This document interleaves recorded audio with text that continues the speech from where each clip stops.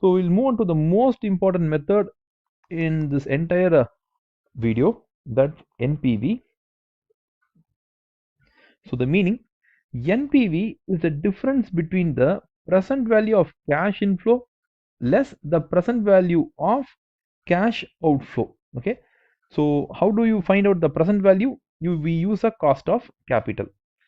What is the answer that we get? The answer that we get is an amount. The higher the answer, the better. So when should we use? It is a final criteria that we use to select or reject a project. So we'll see the decision criteria for NPV. We have to accept any project which gives a positive NPV, and also like whichever gives us a higher NPV, that is the best project. We have to reject all the negative NPV projects. Okay, if a NPV comes to 0, that means that the cost of capital and the cash inflows discounted are same, so still we will reject it. From an exam point of view, these things are like very important, because in a 10-mark question, if you compute the answer and finally you say that whether you to accept a project or reject a project, that alone carries a 0.5 mark. So after computing, you say that accept or you say reject, that carries half a mark. Even when the answer is wrong, okay, even when the answer is wrong, but you still say that the project has a plus 1000 NPV, so we have to accept it. But in reality, the real answer would have been minus 2000. The real answer would have been minus 2000, even though your answer is still plus 1000 is wrong, but you have correctly stated that all positive projects has to be selected as per NPV criteria, so you will get a half a mark. So that's how the marking criteria works. So this is a very simple NPV problem. We have the cash flows for 3 years, 100, 100, 100. We have the WACC or the discount factor. This is the discount factor at 20%. That gives you these numbers. Multiply both these numbers, you will get your discounted cash flow. So you got these numbers. Add all these numbers together, you get your present value of cash flow. The investment of this project is minus 100, so you get deduct it and you get your NPV. As NPV is a positive number, you are going to accept the project. Okay, it's a very simple problem. So we'll see what is the relationship between the discount factor and the NPV.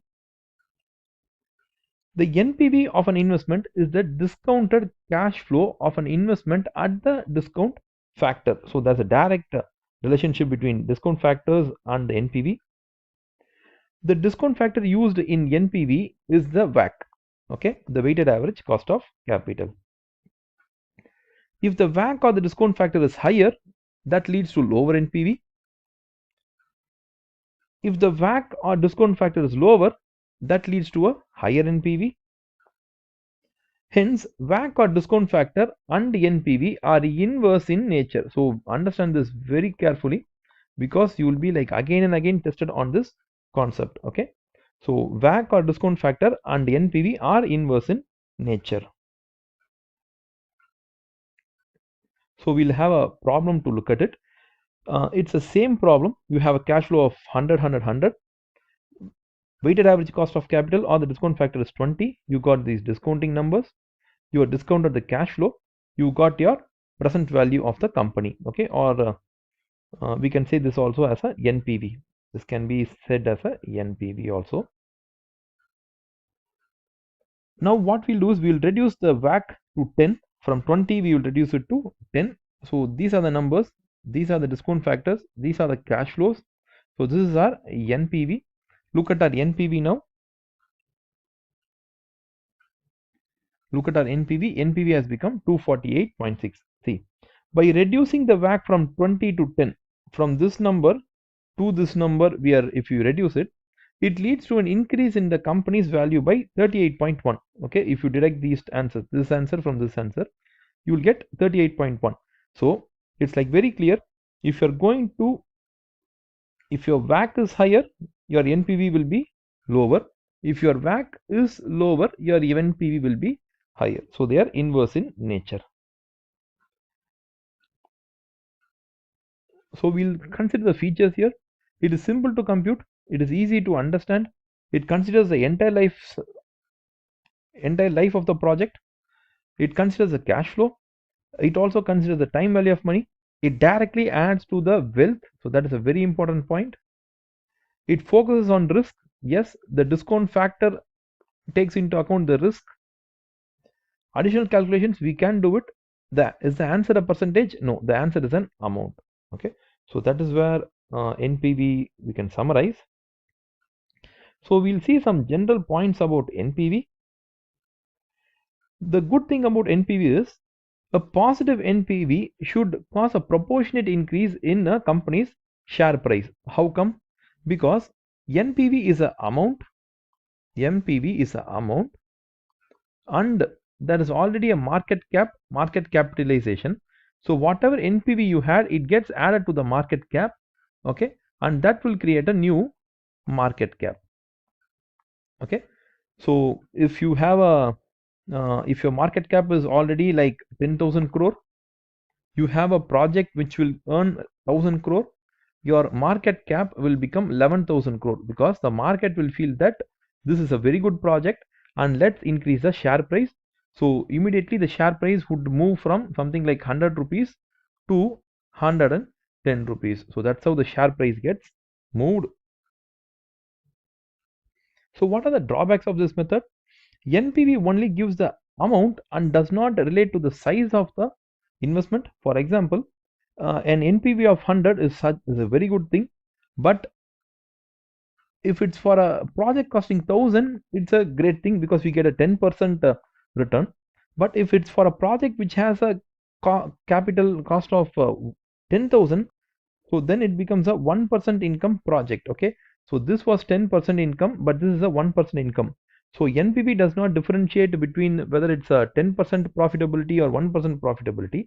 It just tells you the amount. So that is the drawback of this method. So now we'll move on to a quiz. Net present value as used in investment decision making is based on which one of the following? So on what number we do NPV? Net income? No. Earnings is also profit, so we don't use that. Earnings, again it's profit, we don't use that. We use the cash flow. So NPV considers the cash flows only. Answer is D. So we'll start with what is an IRR. See, IRR is the return that an investment will generate over its lifetime. Okay, so it's something like profitability, but not exactly profitability. Okay, it's something like profitability. IRR is the discount rate at which NPV of a project becomes zero. This is a very important point, so please remember it. IRR is the discount factor at which NPV becomes zero. Okay, it gives you an answer in percentage. The higher the IRR is better. Again, this is a method which is like equally important to IRR, but still NPV is superior to IRR. So that is a very important point. So what is the decision criteria? If the IRR is higher than the required rate of return, accept it. If the IRR is less than the required rate of return, reject it. Okay, so if IRR and cost of capital, okay, if IRR is 15% and cost of capital is 10%, then accept the project. If IRR is 15% and the cost of capital is 20%, then reject it. So that's how the decision criteria works. So this is a very simple IRR problem. We have a project which gives cash inflows for 2 years, so 100 and 100. Discount factor is 15%. We got the discount factor numbers. This is the discounted cash flow. We've added them. We've deducted the investment and we finally got a negative NPV. Okay. So we'll again compute the same problem with the lower discount factor. Why are we like lowering the discount factor? IRR is the discount factor at which NPV will be 0. So that is the IRR. So our job is to find out the NPV when it becomes 0. So that's the inverse relationship, right, between the discount factor and NPV. When the discount factor is higher, NPV will become lower. So if you are going to reduce the discount factor, the NPV will be higher. So IRR is a point at which NPV is 0. So the IRR is between, so the 0 is between these two numbers. Between these two numbers, the 0 lies. If 0 is between these two numbers, then the 0 is also between these two discount factors, right? So what we'll do, we'll again compute it. So I have computed at 12%. Okay, 12% is in between the 15% and the 5%. Yes, it's correct. If I work it out, I get an NPV of 0. So what is the IRR? IRR is the discount factor at which NPV becomes 0. So the discount factor is IRR, 12%. Let us discuss the same logic with the graph. So in a graph, we will take a plot like this. So this side of the line, we will take it as NPV. This side is positive NPV and this side is negative NPV.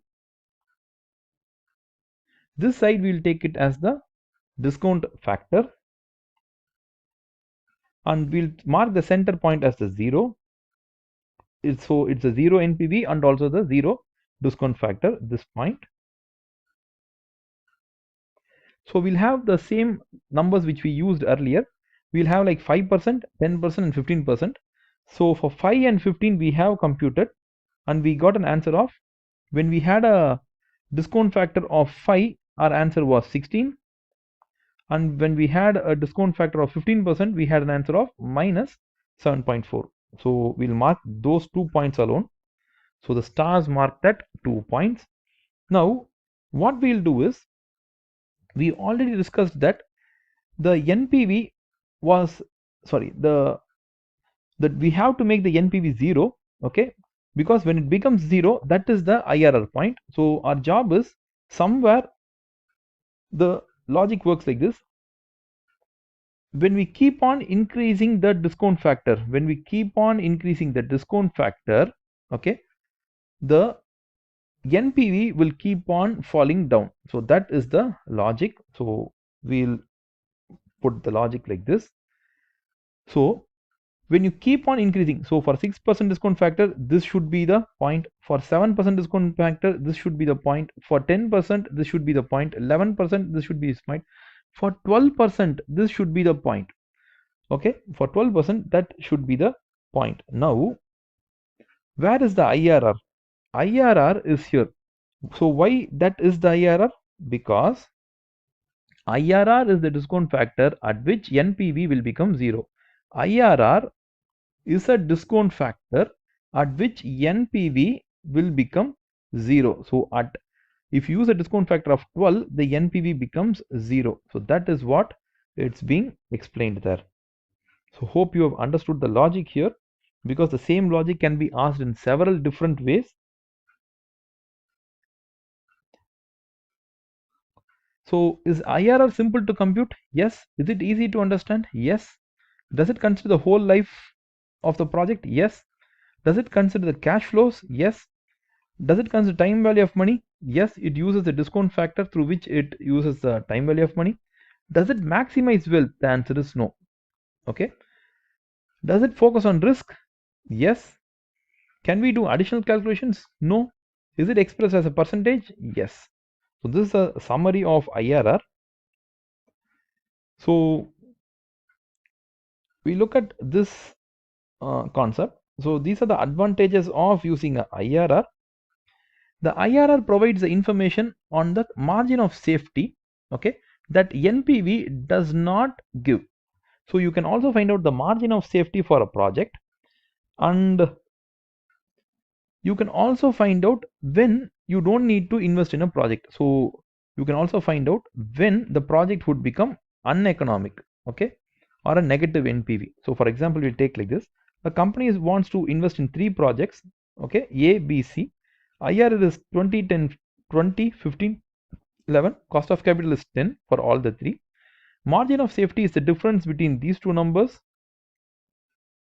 So you got this one. So you just deduct them. You got this number. We can find out the margin of safety in percentage. So you can take the IRR minus the cost of capital divided by the cost of capital into 100. So that's a percentage. Margin of safety tells you how much the cost of capital should increase, okay, should increase to make the IRR 0, okay, to make the IRR 0. So if it indicates 100%, then the cost of capital should increase by 100%. So only when the cost of capital increases by another 10%, your IRR and this number will become same, okay. If your cost of capital has to increase by 50%, then your IRR on this one becomes equal. So here again the same logic, if it increases by 10%, that is by 1, your IRR becomes equal.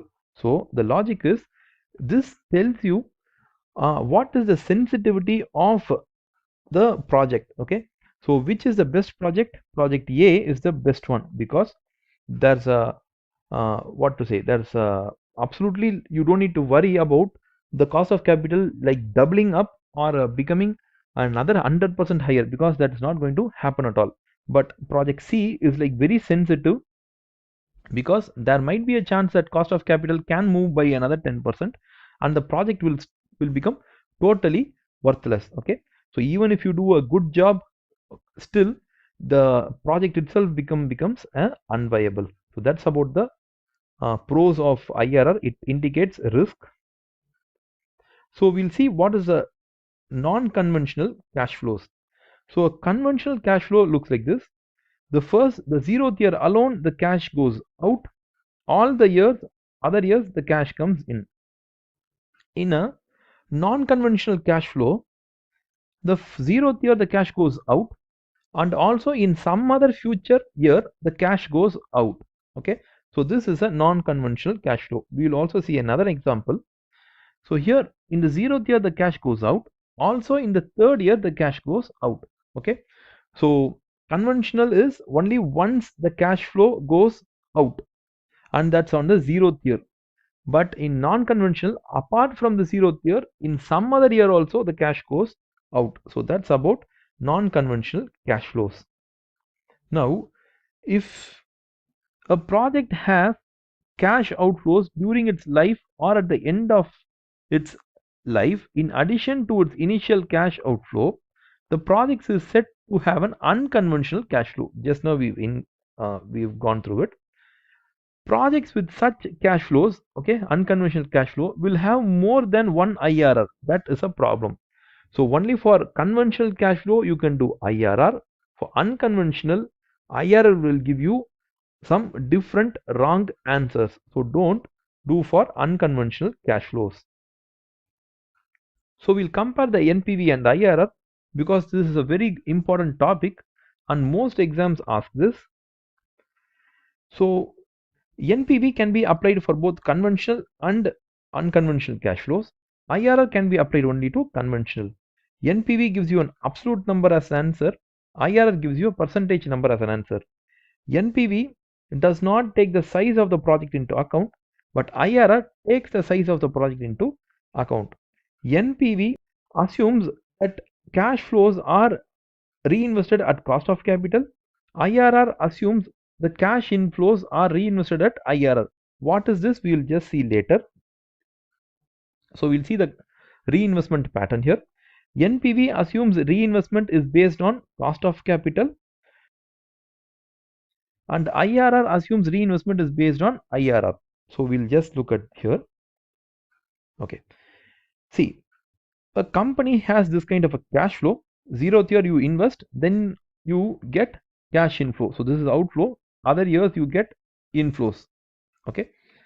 You get the first year inflow of 4590. At the first year end you get 4590. Still, how many years are left for the project to get completed? The entire second year, the entire third year. So 2 years this money can be invested, right? Where can you invest it? NPV assumes that this 4590 can be invested at the cost of capital of 10% for the 2 years. Okay. On the second year end, you get 2735.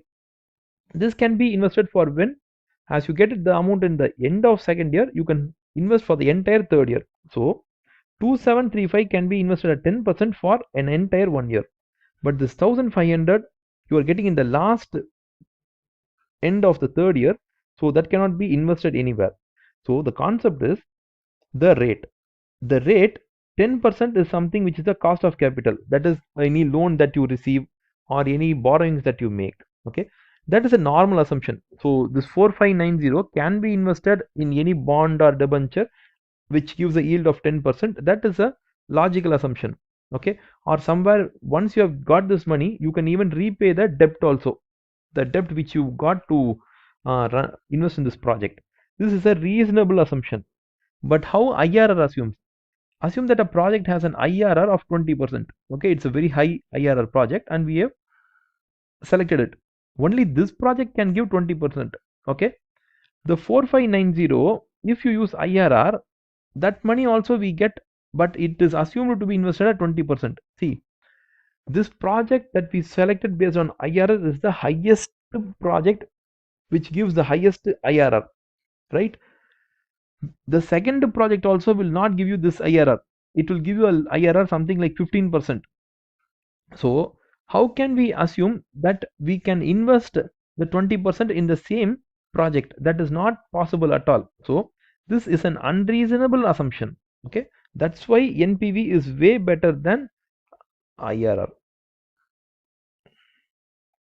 So we'll still compare NPV and IRR. When discount factors change during the life of project, it can be incorporated in NPV. So that is possible. That's again a very strong point for NPV. Such changes cannot be incorporated in IRR. There is no such problems of multiple NPV and all here. But in IRR, we have the problem of multiple IRR. NPV directly adds to the shareholder value and the share price. IRR doesn't do that. So you can see that NPV is like far more superior to IRR. Put it like this. Assume there are two projects. Okay. Project A is there. Project B is there. Both have a NPV and IRR. A project gives you 100 NPV and this one gives you 50 NPV. IRR here it gives you 10% IRR. This one gives you 20% IRR. Which one we will select? As per NPV you will select A. As per IRR you will select B. Now when they give conflicting answer, which one you select? IRR is a poor method, NPV is the right method. Okay, so select NPV. So that's how it works. So we'll start with the quiz. NPV method assumes that cash flows are reinvested at IRR, accounting rate of return, or cost of capital. The answer is cost of capital. Okay, we'll move on to our next question. Which of the following statements about NPV and IRR is least accurate? So which one is like wrong? IRR is the discount rate that equates the present value of the cash inflows with the present value of cash outflows. This is correct. For mutually exclusive projects, if the NPV method and the IRR method give conflicting rankings, the analyst should use the IRR. This is wrong. That is what they are asking. Select the wrong answer. So we'll select the least accurate one. See, the NPV method assumes that cash flows will be reinvested at the cost of capital, while the IRR rankings implicitly assume that cash flows are reinvested at the IRR. This is a correct one. So this is the false option. So we'll select that one. Answer is B. We have another quiz. Which of the following statement is true if the NPV of a project is 4000 negative and the required rate of return is 5%? So to work out this problem, okay, we have to do the graphical method to understand it better. So as per the graphical method, this side is a discount factor, this side is the NPV. NPV is 0 this side and it's like minus this side and plus this side. So minus 4,000 is what is given, and minus 4,000 is for a 5% discount factor. So for 5% discount factor and 4, we'll mark it here. So this is the point. He's asking you which of the following statement is true. Okay, the project IRR is less than 5%. Is it true? See, the IRR is the point at which NPV becomes 0. So this is the point. Okay, it cannot, IRR cannot be 5 because it gives you a minus 4,000 as NPV. So should you increase it or decrease it? If you increase the discount factor, the NPV will still fall. So that's not the option. If the discount factor, if you decrease it, okay, your NPV will increase because they are inverse in nature. Okay, so what happens is we'll increase it, and the answer comes to something like 3. At 3% discount factor, we'll just see that the answer comes to 0. Okay, so this is the IRR. Roughly we'll do it. Okay, if we decrease the discount factor, NPV will go higher. So we'll just assume that the NPV goes higher, and we get something like 3%. So is this right? The project's IRR is less than 5%. Is it right? The project's IRR 3% is less than the 5%. The answer is right. Yes. Okay. The required rate of return is lower than the IRR. Okay. So he's asking, is the discount factor, required rate of return, we can also say it as a discount factor. Is the discount factor lower than IRR? Discount factor is 5%. Okay, which is higher. That's only we are getting negative NPV. How can it be lower? Okay, discount factor is actually higher, right? Discount factor is 5%, and IRR should be less than this. That's why we get something like discount factor, IRR of 3%.